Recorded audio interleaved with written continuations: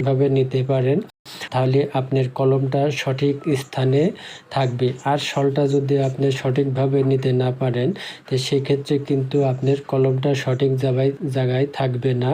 হয়তো আপনার 1/2 ইঞ্চি কিংবা 1 ইঞ্চি এদিক ওদিক সরে যেতে পারে, যার কারণে কিন্তু আপনার শলটা 100% সঠিকভাবে নিতে হবে।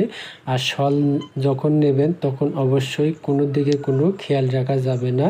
তো এখানে এই হচ্ছে আমাদের সেন্টার লাইন, এই যে দেখতে পাচ্ছেন একটা, এখানে একটা, দুইটা, এবং এই যে এখানে একটা, তিনটা, এই পাশে একটা আছে, 4টা সেন্টার লাইন।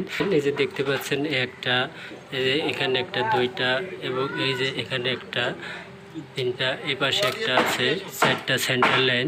তো এই 4টা সেন্টার লাইন থেকে এখন আমাদের এই কলমের সেন্টার লাইনটা নিচে দেখছিলাম আপনার গ্রেড বিমের নিচে থেকে এই কলমটা এদিকে আছে আপনার 18 ইঞ্চি এবং এইদিকে আছে আপনার 15 ইঞ্চি।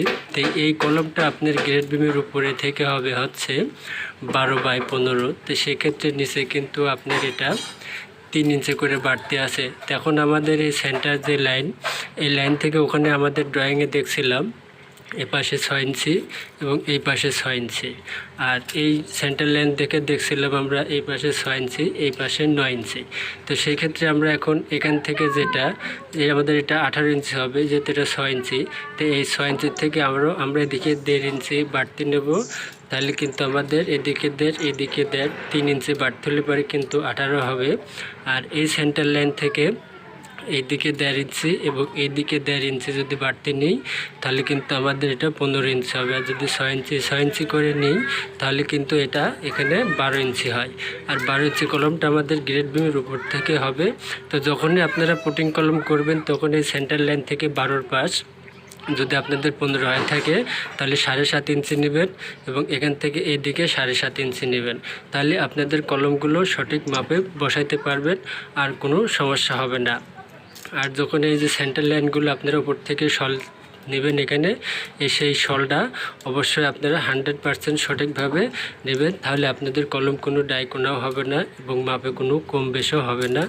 তো এই যে দেখুন আমরা এই দাগগুলো দিছি, এই যে দেখতে পাচ্ছেন এই যে সেন্টার থেকে দাগগুলো নিয়ে আমরা দাগগুলো দিছি। তো এখন আমি আপনাদের একটা মেপে দেখাই।